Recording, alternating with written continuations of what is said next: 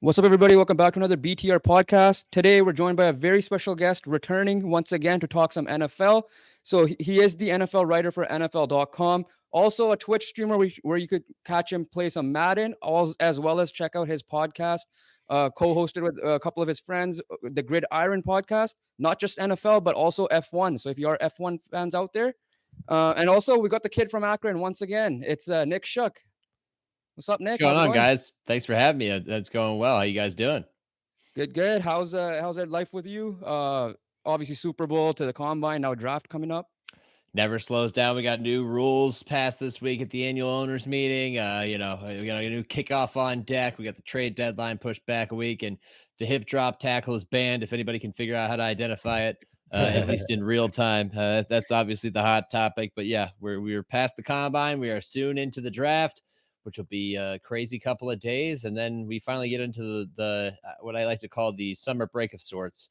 Rookie mini camp, team mini camp, and then next thing you know, training camp, and we're right back Yeah. into it. Yeah. Even on the F1 side, you got some big news. Lewis Hamilton, jumping ship to Oh yeah, Ferrari as well. jumping ship to Ferrari. Everybody's got to figure out who's going to replace Lewis at Mercedes. Is it going to be Carlos Sainz at Mercedes, or is he going to go to Red Bull and race with his former Red Bull teammate Max Verstappen? They used to race in Toro Rosso together. You got maybe a couple open seats there. We had some drama in F1, in the most recent race when Alex Albon crashed his car, and then the team principal at Williams said, you know what? You can drive your teammate's car because you're the better driver of the two, and we need our best chance possible. So F1 never fails to disappoint. We've already Max DNF'd mechanically for the first time in over a year. That was a big blast. That was an exciting part of the race in Australia and added some intrigue and made it worth watching. So it's been fun. All right, let's get right into it. Free agency hasn't disappointed the offseason in general, in a sense, but let's get with the QB market. Justin Fields, Joven and I had him penciled in to be traded to the Falcons, but Falcons obviously went a different route. How surprised were you that his trade market was pretty low, especially when you see Desmond Ritter and all these other Mac Jones get traded for at least this year's picks or a wide receiver prospect? Well, the leverage thing. I think the Bears had very little to no leverage, especially when they kind of started to play their hand with Caleb Williams. It became pretty much a foregone conclusion that Justin Fields would not be with the team in 2024. And when you do that, when you signal to the rest of the world that you are going to move on from a guy, you lose all your leverage in a trade. Why are you going to be able to demand a certain value for a player that everybody knows you're moving on from regardless? So I was not surprised to see that their compensation was not good. Conditional sixth can become a fourth, though. So let's not forget the fact that it can become a fourth. Keep an eye on that based on playing time. I was also not surprised to see him go to Pittsburgh because once Atlanta signed Kirk Cousins, that slammed the door shut on that. And it made me consider other places. And I thought, well, maybe Denver. Nah, it doesn't really fit the Sean Payton approach. Oh, Pittsburgh. And then before you knew it, Mason Rudolph had signed somewhere else. Mitch Trubisky was out the door. And then as soon as Kenny Pickett got traded to the Eagles, I was like, we're going to get a Fields contract or, a trade there within 48 to 72 hours. And sure enough, it was 24 hours later. He was a Pittsburgh Steeler. So it's a bummer for somebody like me who still believes in him. But I also think that it's a pretty solid situation to be in with a coach who's going to trust him. And people will talk about whether he can learn from Russell Wilson. I don't know. My opinion of Russ right now is like, I don't know. But I think it's good to get Justin out of the spotlight of Chicago, out of a place where he hadn't worn out his welcome, but just knew that it was not going to happen here. And it was time to get out of there and into a place like Pittsburgh, where if you play well, they'll adore you. Do you think the Bears failed Justin Fields? Yeah, to a degree. They're far from the first team to do that, though. You usually draft a quarterback in the first round because you desperately need a quarterback. And oftentimes those teams desperately need quarterbacks as they're trying to patch up a number of holes in their roster. I think about the 99 Browns drafting Tim Couch and putting behind a terrible offensive line. Not all those members of that offensive line were terrible, but together as a unit, they were not a good offensive line. He had no weapons. He kind of looked like Bryce Young in Carolina this year, to be honest with you. Offensive line that's not lived up to expectation. Lack of weapons outside of Adam Thielen on the outside. That was kind of who the 99 Browns were. It's happened over and over again. Happened to David Carr in Houston. You could just continue to go down the list to a number of different guys, even Joey Harrington in Detroit. I mean, we could legitimately spend an hour doing this. So they're not the only team to do it. But I think that he unfairly took most of the blame, as is often the case with a quarterback who is a first round pick who gives you glimpses, gives you hope, but also gets sacked a lot or hangs on to the football too long. That's the number one way to turn fans against you, is to hang on to the football too long. It's hard to get rid of the football when nobody's open, when the schemes aren't getting them open, when receivers themselves are not getting open, and then when the offensive line doesn't protect him well enough. So yeah, I think that they did, and it's a shame because he was an electric talent coming out of Ohio State. But I don't think this is the last chapter of his career. Speaking of the Bears, it looks like they kind of learned their lesson because whoever they draft, it's looking like Caleb Williams in this case, but they added Keenan Allen. They obviously brought in DJ Moore last year. The defense was better, especially after Montez Sweat got traded there. It looks like they could probably add some O linemen through the draft. Cole Kmet still there. So, what do you think of the Bears this year? Because we had a debate, or not a debate, like a question to our audience in general on YouTube. Will they make the playoffs next year? AKA can they be the new Houston Texans of next year? That's interesting.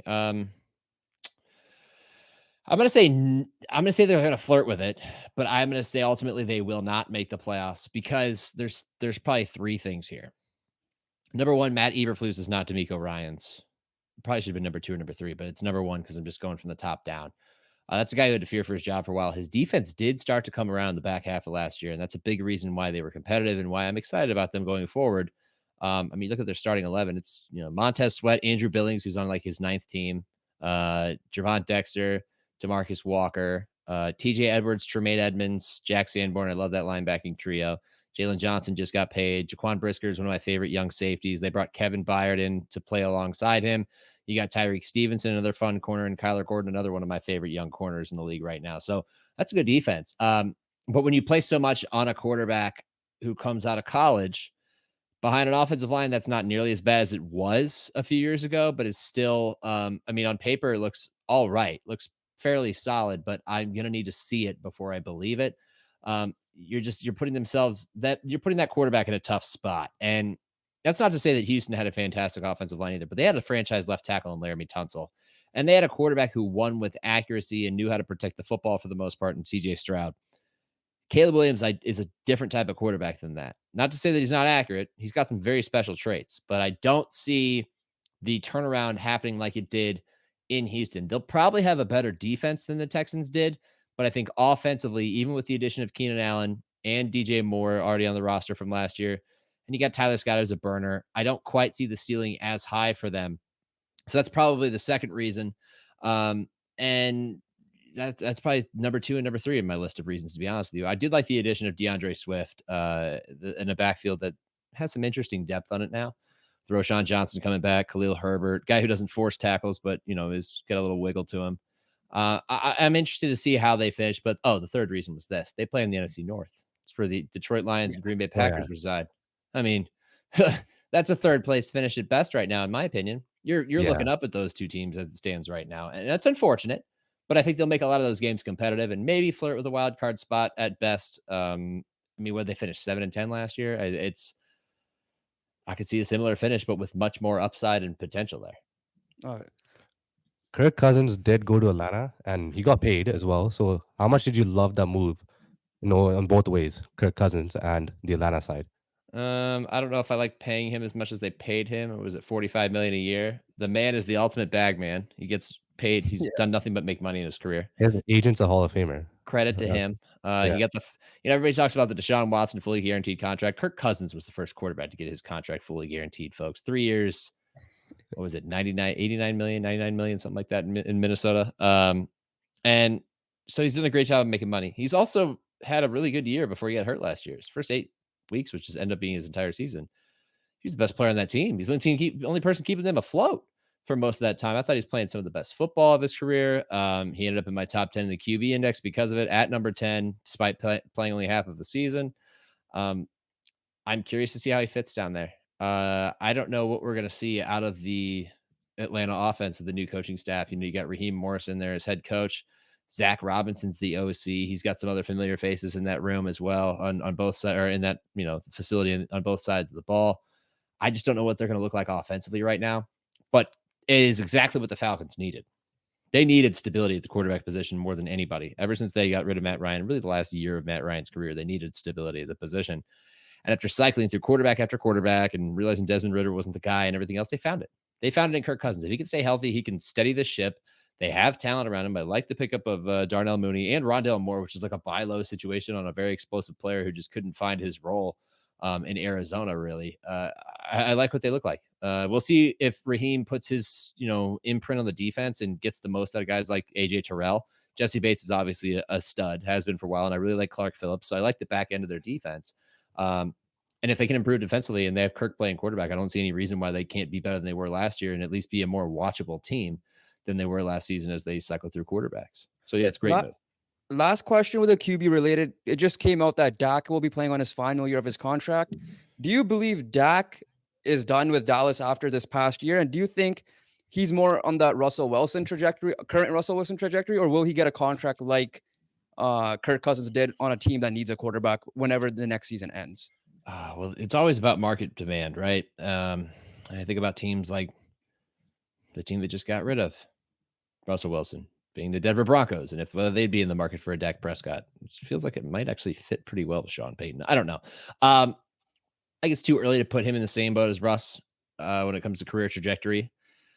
I do think that this just tells us what we all already kind of knew with the Cowboys, which is, I mean, we had to listen to 48 hours of, are the Cowboys going to get rid of Mike McCarthy after their collapse in the playoffs? And then it didn't happen. And Jerry said that, the main reason was because keeping Mike gives us a better opportunity and a better chance of finding success than getting rid of him and finding someone else. Well, that only lasts so long. You eventually have to prove it and take that next step forward.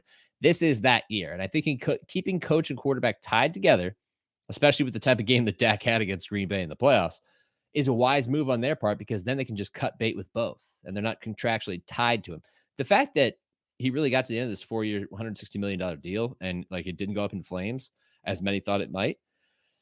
I mean, that's an accomplishment in itself. I remember being, back in 2019, hearing Dak Prescott wants $40 million a year and my eyes like bugging out because that was such a big number at the time. That's like nothing. Kirk Cousins just got $45 million and he's in his mid 30s. The market resets over time, so the money really doesn't matter. But what does matter is results, and they have not produced them so far. I can't even produce the word produce, but they haven't produced them so far. So I think more than anything, it doesn't really say that much about Dak's career because honestly, guys, save for 2 regular season games in that playoff game, Dak was the best quarterback in the NFL last year. And I say that with full confidence. I thought he was going to win the MVP until he went to Buffalo and delivered a stinker and everybody forgot about him. And Lamar ends up winning MVP. He's a good quarterback. Him and McCarthy work well together. They just need to produce in the biggest moments, and they haven't. So this is the year for them to prove it. And I think that that's what Jerry's doing is putting them both on the line saying, earn it now. We're not going to give you the confidence of multiple years. Go earn it. Prove it to us. Running back market, that has been the topic for the last couple of years. The running back is no longer getting paid. So like, I came up with a theory that like it felt like, you know what, we're not going to tag you guys. You guys are going to hit the open market, prove that the money you're going to get. They ended up getting it. Saquon obviously got paid. You mentioned DeAndre Swift, Austin Eckler left. So pretty much all the running backs left. So your thoughts on the running back market as a whole and just your thoughts about all these guys switching teams now? Well, getting paid is relative because it's nothing like the contracts that were handed out to Todd Gurley and Devontae Freeman a few years ago. So let's keep that in mind. Saquon gets a new home and does get more money than he was making before, about 12 and a half a year annual average value. Yeah, Jonathan Taylor, who'd already gotten paid, right? But like that's a rare group up there. McCaffrey, Kamara, Taylor, Barkley, Chubb. And then Josh Jacobs at 12 million. After that, everything's under 10. And you had Joe Mixon, who got moved from the Bengals to the Texans. Probably a big part of that is because of his contract, which is still relatively affordable if you look at, running backs historically speaking. I mean, like I just mentioned, the Devontae Freeman and Todd Gurley contracts in comparison, they're not investing that much in these guys anymore. So, it's nice to not hear that running backs don't get paid anymore because they really don't still get paid, but they're getting paid. The market is correcting itself, or at least everybody is adjusting to the market. I mean, Derrick Henry got $8 million per year with the Ravens. I mean, it would have been a bargain a few years ago, right? Tony Pollard got paid despite having a rough year, but getting paid for Tony Pollard is $7.25 million. So, it's an interesting time for running backs. It's not as depressing as it was a year ago. We got a lot of guys in new uniforms. You got, Pollard, Henry, Swift. Mixon, Jacobs, Saquon. I mean, that's 6 right there off the top. Aaron Jones in a Vikings uniform, that's 7. I mean, that's fun. It's fun to see this type of running back movement. It's really more about the value to the team, though.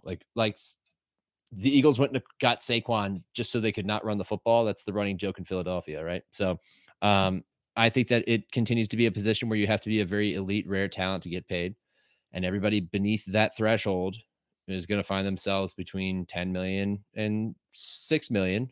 And then you're going to find guys near the end or near that 30-year-old wall, which has proven more than often than not to be the defining factor of when a running back falls off a cliff performance wise. Those guys end up making less money, which is what you saw in, the case of an Austin Eckler who's making 4.2 million, which is still decent money, but it's not 8-9 million. On the flip side, the safety market went the different route. We're kind of confused by it. I'm not sure. Maybe we'll learn obviously a little bit off you right now, but is that like the new running back position of defense? Like why were so many people getting cut and still a lot of good talent available as well? I think it is a generational turnover.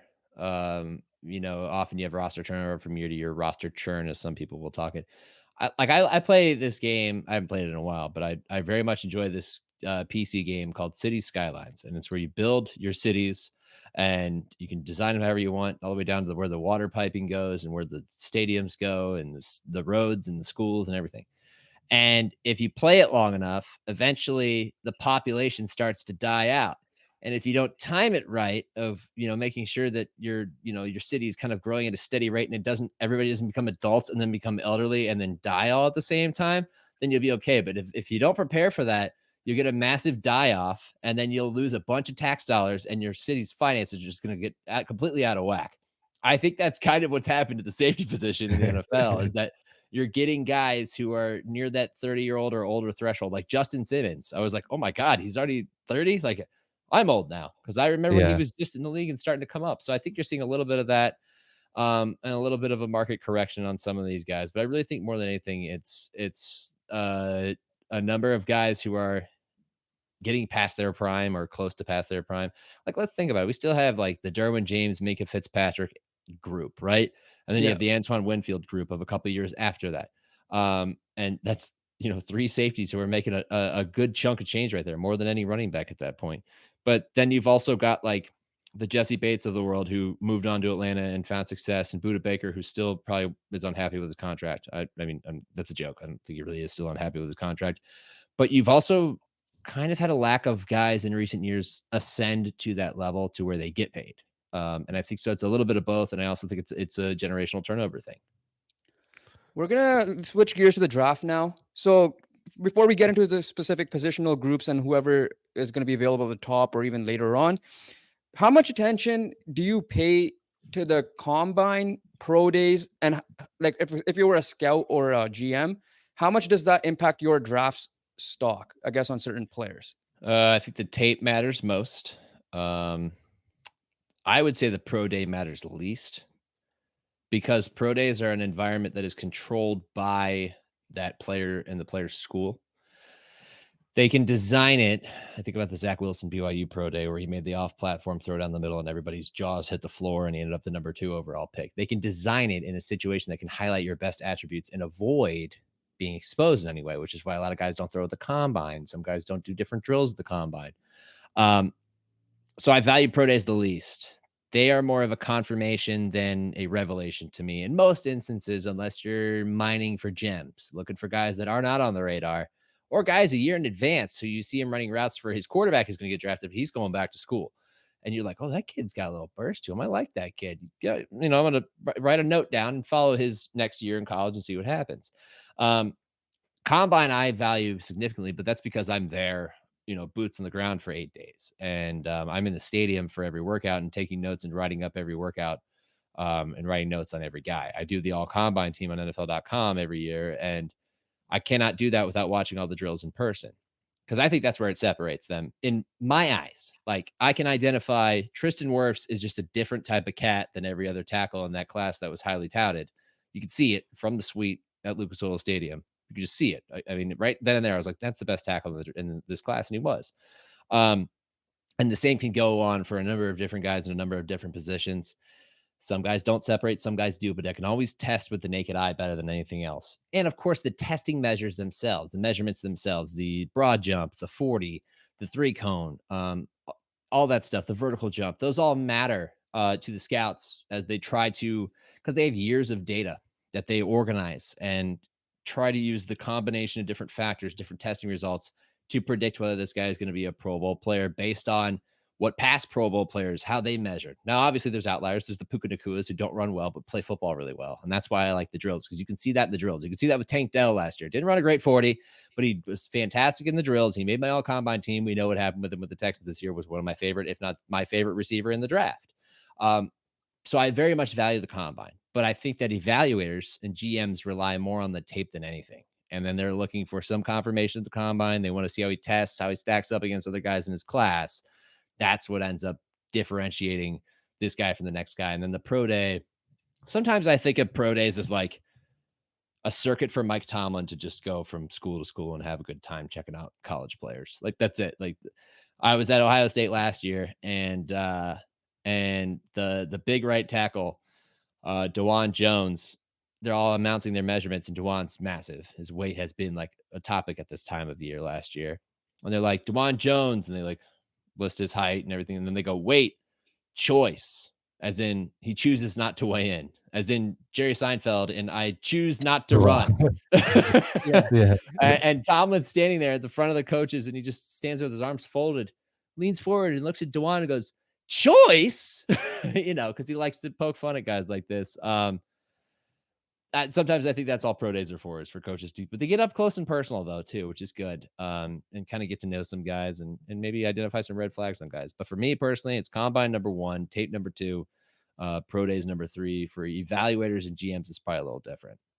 All right, Nick, we're officially in lying season. Last year, we heard Will Levis might have went number 1 overall. We saw where he ended up. This year, we're hearing J.J. McCarthy's name rise, and he might be going second after Caleb Williams. So my question to you is, how do you rank the QBs in this draft? Maybe you have specific tiers or however that goes. I'll give you 5. Because I think after 5, you get to like Joe Milton in that group, and it just, it kind of tails off a little bit. Milton's got a big arm, but he's very unpolished. Caleb Williams, number 1. Jaden Daniels is number 2. Drake May is number 3. Michael Penix is number 4. And J.J. McCarthy is number 5. If you told me, if I wish all 5 would have thrown at the combine, I probably would have felt even better about those rankings than I do. Caleb has issues with turning the ball over. There was a thing going on at USC, a little bit of a rumor that he was playing hurt and he had a hand injury, like that 3-pick game against Notre Dame. Oh, he's playing hurt. But I also only talk to USC people, and they're a little biased, so I'm not entirely certain about that. I didn't get the Notre Dame side, not that they're going to know, but like the inside info from USC insiders also comes with a little bit of a tint of Trojan red, right? Yeah. So I think that Caleb's got some very special talents. I'm curious to see if he'll ever be fully developed in the NFL, because he could be a very, very, very special player if that's the case. I'm not going to say he's generational, but he could flirt with that if he fully develops in the right way and cleans up on some of those issues with the turnovers and just ball security in general. Jaden Daniels, I mean, you can't argue with the numbers he put up, and he would have been even in a bigger and a greater spotlight if LSU had a defense last year. I remember when he started his career at Arizona State as a freshman, and they played against my school, Kent State, and I was like, God, that kid's lighting it up. So to see him at LSU finish his career, as a star and as a highly touted prospect was great. Drake May is, I don't want to call him another Sam Howell because he's not. He just happens to also come from North Carolina. And and that somebody will hold that against him at some point. I like his potential. I'm curious to see how he translates to the next level.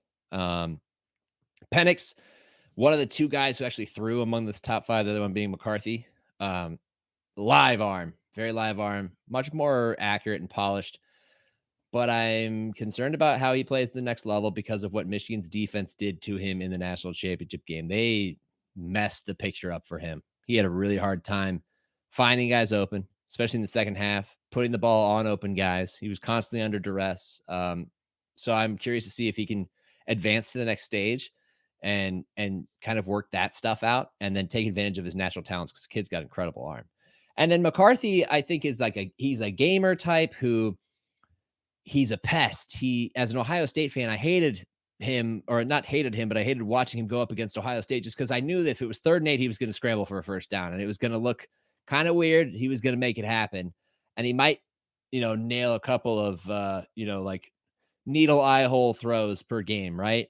But the common refrain or the common, chorus on him is, well, there's not a lot of sample size. There's not a lot of tape on him. He hasn't thrown that much in his career because they were able to run the ball. And they all point to the Penn State game where they ran the ball like 33 times straight to close the game because they knew Penn State wasn't going to stop him. And Penn State's offense didn't have a shot of going down there and scoring anyway. But I wonder about the ceiling. Harbaugh talks about how he's the best quarterback in the draft and he's like his favorite quarterback of all time or whatever, which is crazy for a guy who also coached Andrew Luck, but whatever. Let's pump the brakes on JJ. I think that with the right team, he could be kind of like Baker Mayfield, but honestly, he feels a whole lot more like Christian Ponder to me. Right now, he feels like Christian Ponder, and I hope that a team doesn't make that mistake. Take him in the top 5. I mean, my God, I could go on about this for a long time. I'm not going to. I just worry. That's all. Before we go to the wide receiver quickly, just Bo Nix, you don't have him in the top 5?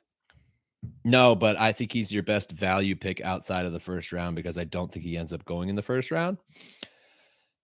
And I'm really curious to see what happens because he reversed JJ McCarthy, got a ton of reps at the collegiate level. It felt like he was in college forever because he was at Auburn, then he was at Oregon.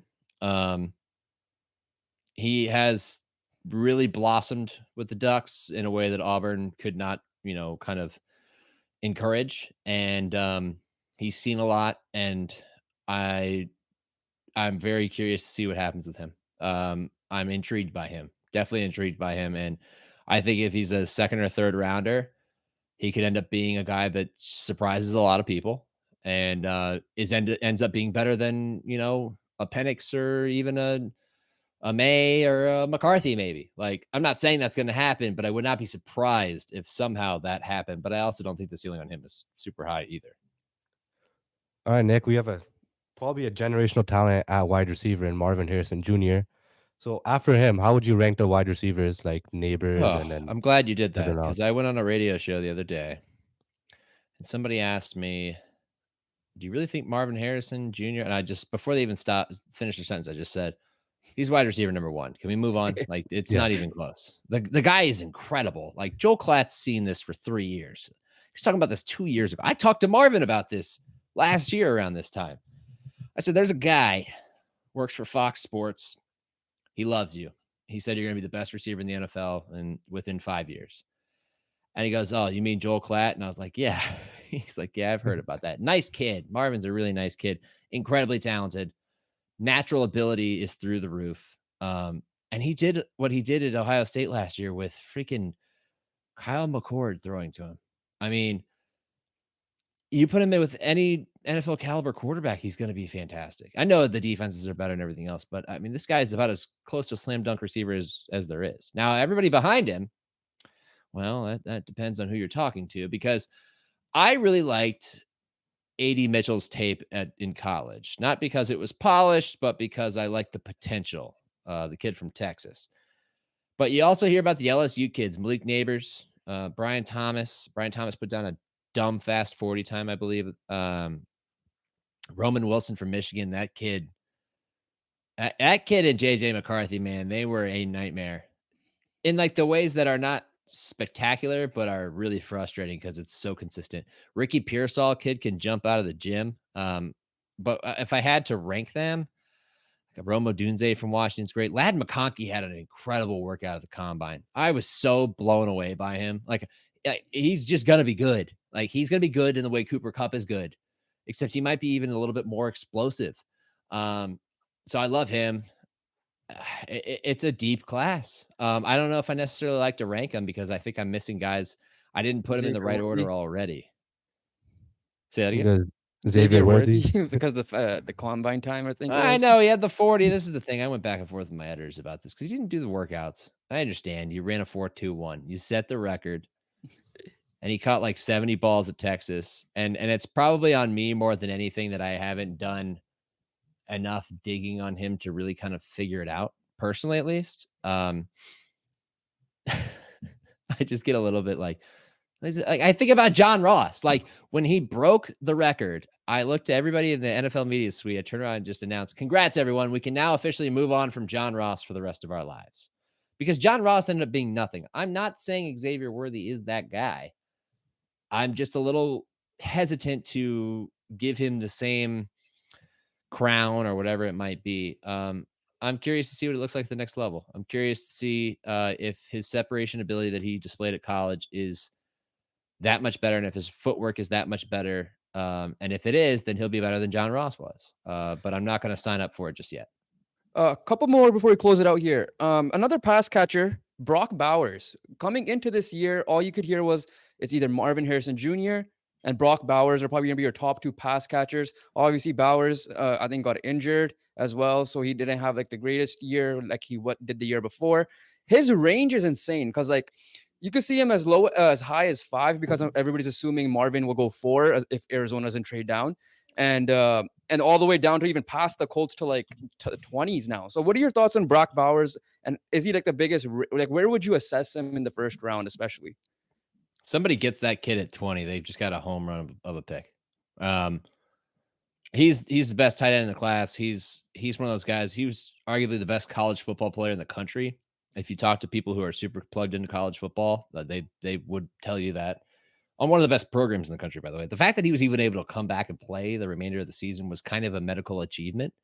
Tough kid, gritty, not the stereotypical, like, adjectives to describe a white guy. Like, I'm not trying to do that, but like what I'm saying is like the kid is one of those guys who's dedicated to chasing the ultimate goal as a team and coming back in time to win. Like the fact, like I said, the fact that he came back and played, was still a bit of an achievement for him at Georgia this past season. It was because he wanted to chase a national title with his teammates. I think that he is incredibly gifted, and I could see him being a top 10 pick. I mean, we've lived in an era in which Kyle Pitts was a top 10 pick and Kellen Winslow Jr. was a top 10 pick. I mean, we can go down the list. There's been tight ends taken before, and I don't see any reason why this guy should not be that, other than the fact that a bunch of quarterbacks are going to go and a bunch of receivers are going to go, and you might get a tackle or an edge rusher or two, and suddenly you're going to find yourself at 10, and which is where the Jets are. I have to sneeze, excuse me. I'm usually a 3 sneezer, but we're going to stifle the other 2 here to continue what I'm saying. So like the Jets are going to come up at 10 and be like, oh my God, this incredible talent is here at tight end. Like, we don't have to take Vernon Golston and the edge rushing bust from Ohio State. We can take Brock Bowers. This is the guy. He's the best tight end in the class. I was bummed he didn't get to work out. Totally understood why. And whoever picks him is going to be very happy with their pick. I mean, knowing the Jets, they might do that anyways. Yeah, maybe. I'm not going to pin the Jets' past mistakes on the current Jets until they prove to me that they deserve that, to be pinned on them again. That last year's quarterback situation was enough. Yeah. Last positional group before we kind of close it out here. The cornerbacks out of the defensive side, it's not real. It's like from the D linemen. It's usually, I think, from what I'm hearing, it's Dallas, Turner, and everybody else. But the cornerbacks, there's a bunch of names I'm seeing, especially who are Colts fans, that are linked to a guy like Brock Bowers, cornerback, or even receivers. How would you assess this cornerback class and how deep this is as well? It's surprisingly deep. Offensive line super deep too, by the way. Yeah. It's like there's a lot of really good prospects. Not to jump over and around everything, but there's a lot of good guards and good tackles that I think are going to come out of this draft that people are going to be really happy with. Defensive line, I will not say that it's just Dallas Turner, and I caution against that because that's a lot of 40 watchers. That's a lot of 40 time watchers who are like, "Yeah, he ran a 4.46. It's gonna be great." And it's not to say that he's not going to be effective. Kind of fits into like kind of a Nolan Smith mold. He feels like an Eagles edge rusher to me. But dude, Jared Verse from Florida State is freaking awesome. And I cannot wait to see where he lands in the NFL. And I really, really hope that he ends up with the Raiders and he's playing opposite Max Crosby. And if it's not opposite Max Crosby, he ends up in Detroit and he's playing opposite Aiden Hutchinson. Like, the kid is a freaking stud. I just cannot wait to watch him at the next level. He was one of my favorite players to watch college football. So do not overlook him. Dallas Turner, yeah, of course. I'm curious about Leatu Latu from UCLA, who's a transfer from Miami, who was medically retired once, came back, and had a solid finish to his career. He could be a first-round pick. He fits in the Miami Dolphins mold. It kind of feels like Jalen Phillips, who's going to miss a good portion of the season with that injury he suffered on Black Friday last year against the Jets. The medicals are going to be a red flag, of course, because of his injury history, but I'm curious to see if he lands in the right spot where he can really take advantage of his abilities as well. Cornerback is pretty easy to pick your top three. It's the kid who I think is the most complete cornerback in this class, Terrion Arnold, who, if he didn't have a great workout, it'd be one thing, but he had a great workout, and he also just commanded the room at the podium. I haven't watched, I mean, I've been at Denzel Ward press conferences, okay? Denzel's not like the most outgoing guy. He's gotten more outgoing as he's gotten older, but he's not the most outgoing guy. Terrion's like the exact opposite. That he could run for office and win, and I would vote for him. Like, he's that type of guy. And so I think he's atop this group. Quinyon Mitchell, because of the raw abilities, he went to Toledo, so he's not as polished because he went to the MAC. You know, he went to school in the MAC, Mid American Conference. Go MAC, Action baby. That's Kent State. That's my conference. But he's got incredible speed and explosive traits that I think are really gonna translate well at the next level. And so somebody's gonna take a swing on him and hope that they can clean up the little things. I think Max Melton was another guy that made my list, but I think it's really gonna come down to Nate Wiggins from Clemson, who he pulled his hip flexor running the 40, but he put a 4.28 up his first time. And the second time he ran it was when he pulled it. He's got that type of explosiveness that you look for in a corner as well. He's kind of skinny. I'm kind of worried about the overall weight thing with him, but he's going to be in there as well as somebody that you're probably going to see go in the first round or so far, or so forth. Max Melton, like I said, the kid from Rutgers, I liked his workout. I didn't see him being listed as highly, but I liked his workout.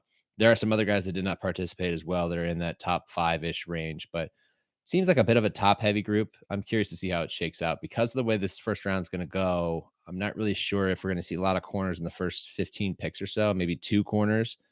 And it might have some surprises there based on how teams grade these guys.